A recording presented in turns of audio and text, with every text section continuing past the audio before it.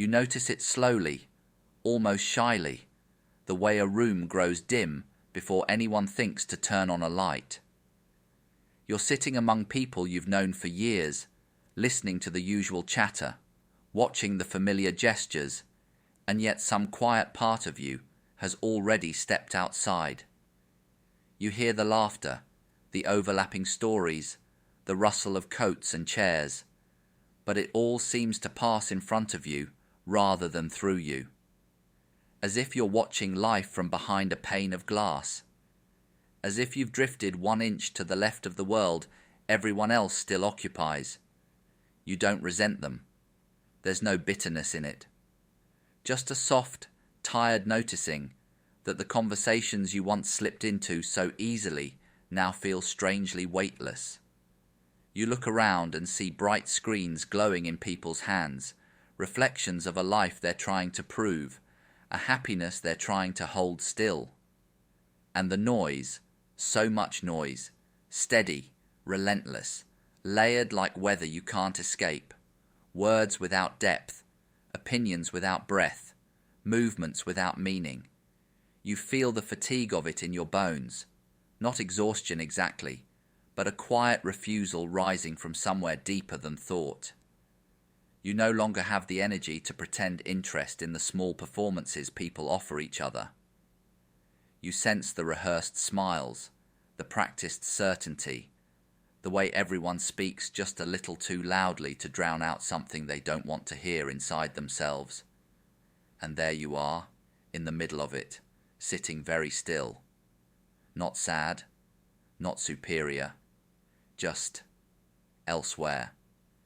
You catch yourself listening for something beneath the voices, something softer, something true, a kind of inner hush that feels more honest than any conversation around you. And the moment you feel it, really feel it, you understand that your disconnection isn't a failure of belonging. It's the first sign of perception, the first crack in the old surface, the first breath of a quieter world opening inside you.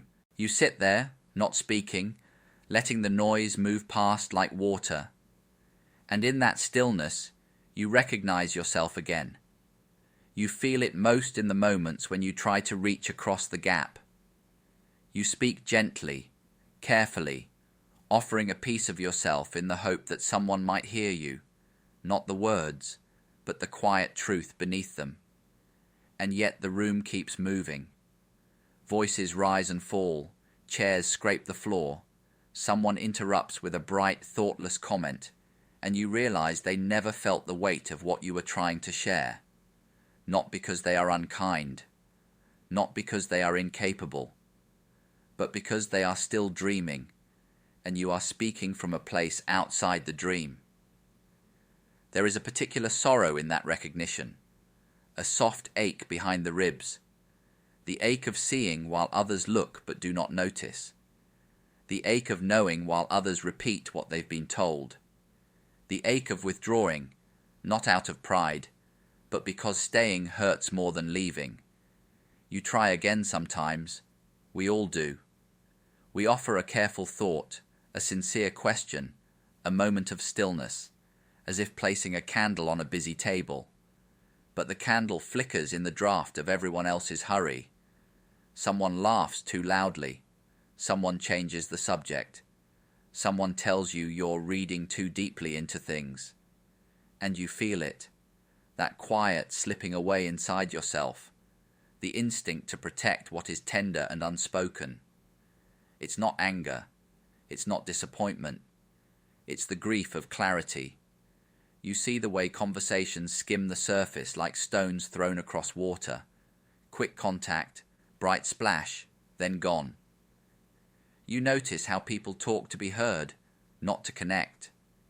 You notice how rarely someone pauses long enough to let meaning form. And in the noticing, you feel the loneliness of standing in deeper water while everyone else runs along the shore.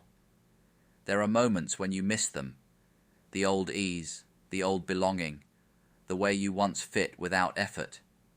But the mirror has changed. The breath has cleared.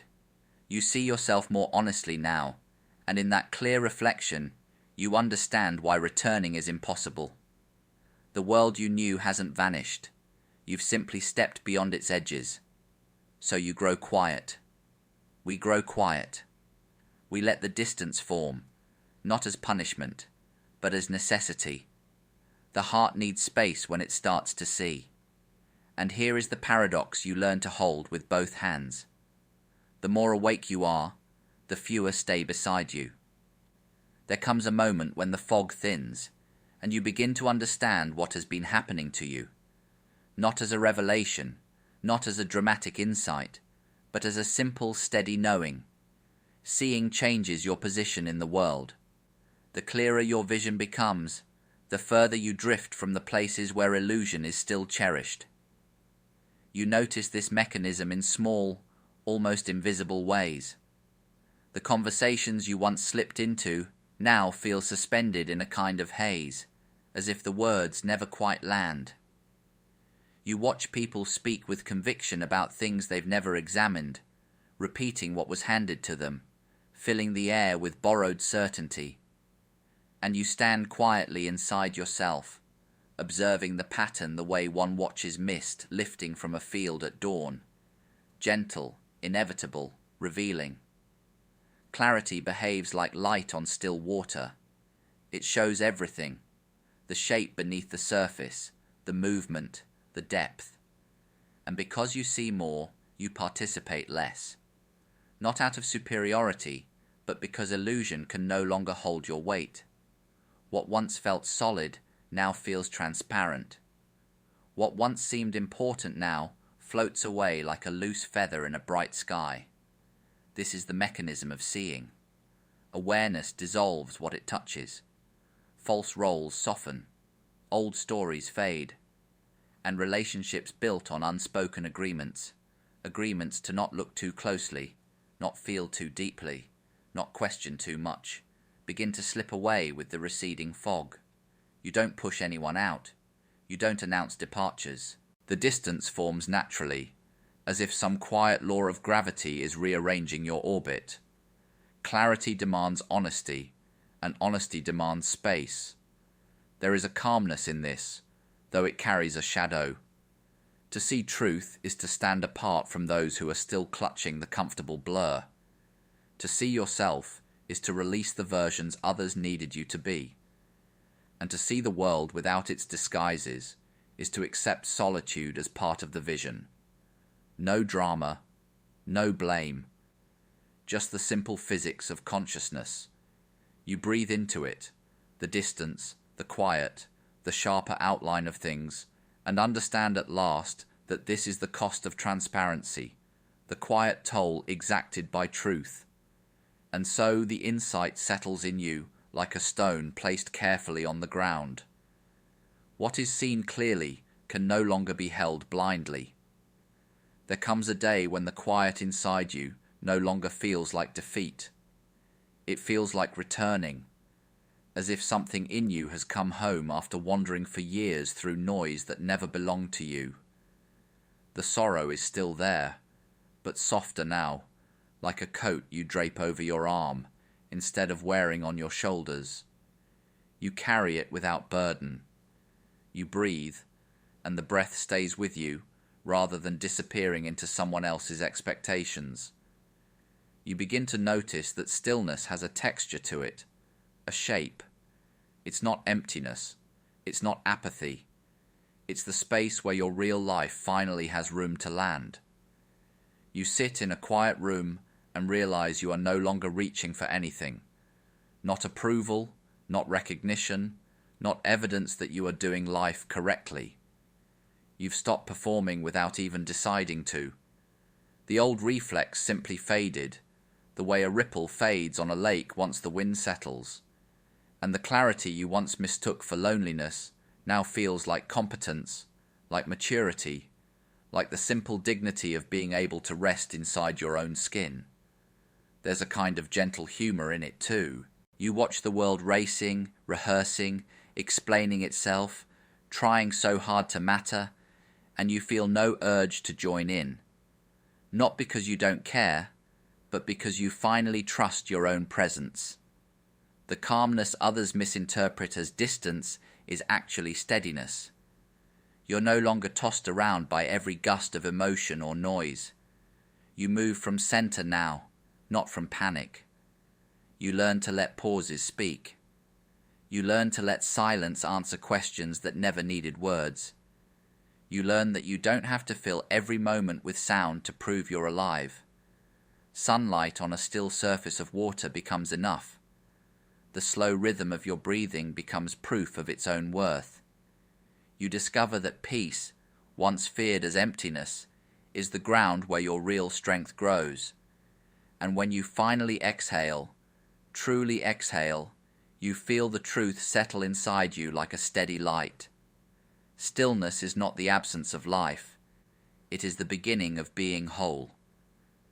There comes a point where you stop meeting the world with reflex. You stop rushing to answer, to defend, to correct.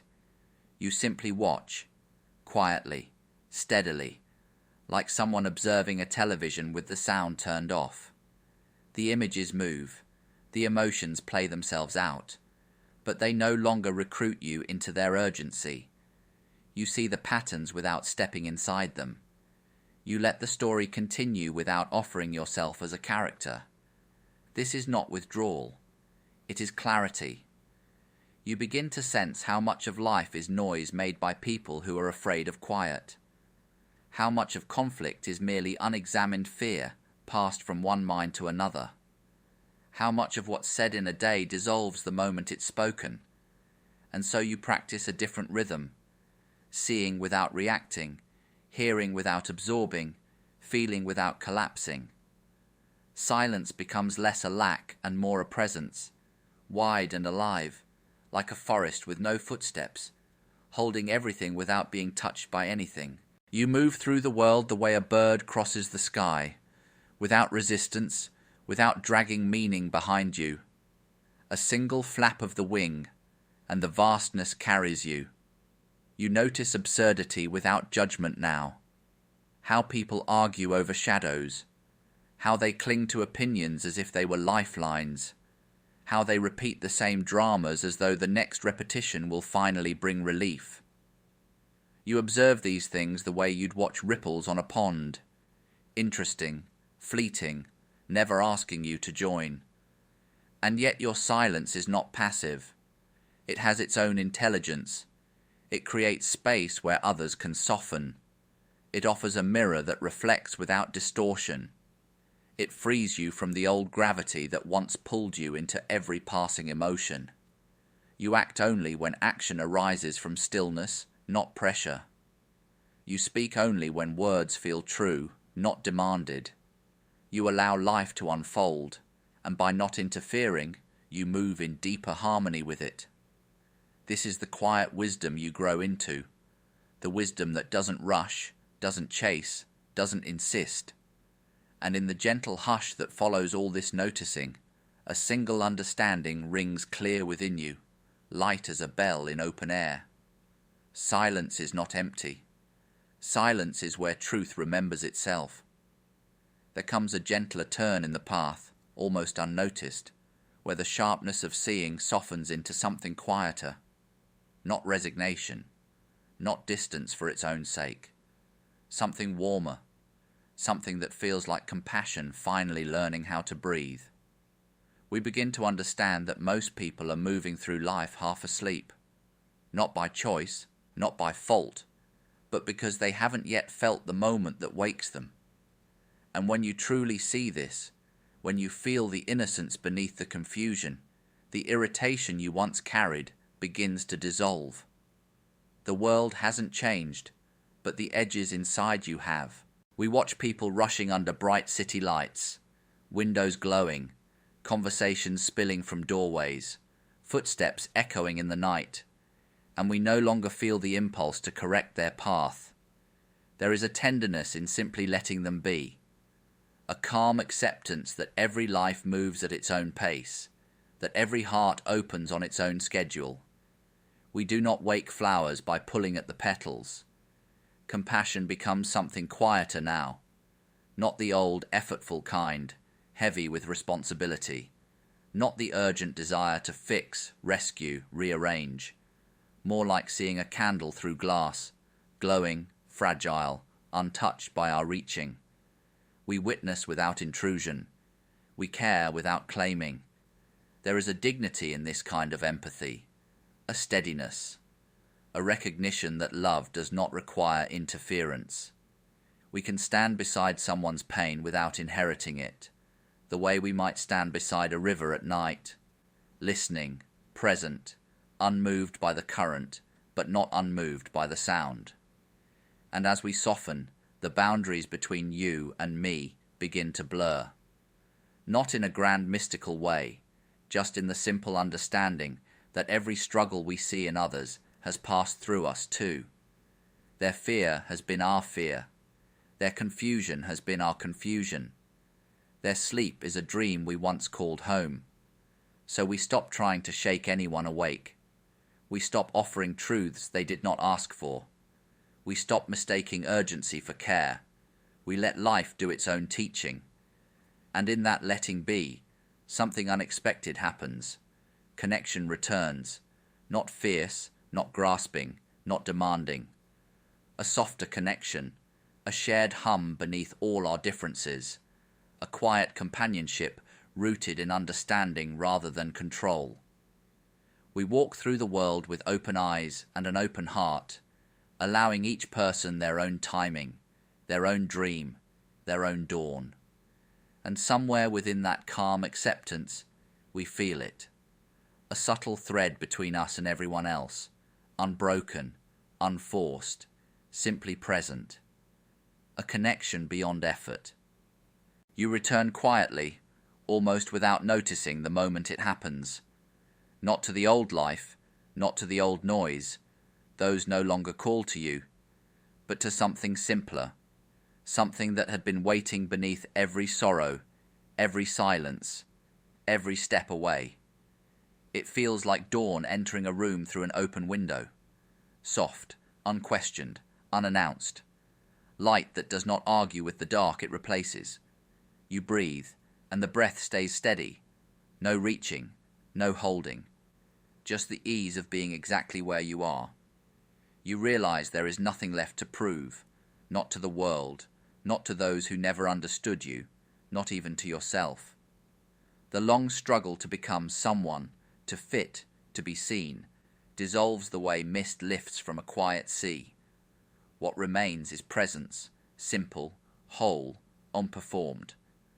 Awakening was never the peak you imagined. It was never a badge, never a posture, never a story to tell. It is the gentle exhale after years of trying too hard. It is rest in what has always been true. You sit by an open window, listening to the small sounds of the world. A distant car, a bird tracing a slow line across the sky, the faint shift of air in the room. Nothing demands your reaction. Nothing demands your identity. You are no longer the one who must respond to everything. You are simply the one who notices. Solitude no longer feels like separation. It feels like clarity moving through space, like a quiet return to the center you once kept hidden under noise and obligation. The world still spins, still shouts, still performs, but you no longer feel pulled toward the stage. You know now that peace is not found in being understood, but in understanding yourself. And in that understanding, you feel the softest kind of unity, the kind that needs no witnesses, the kind that asks nothing in return, the kind that simply is. You rest in it, without question, without effort, without seeking an end, and the truth settles around you like light on calm water. You have come home to yourself.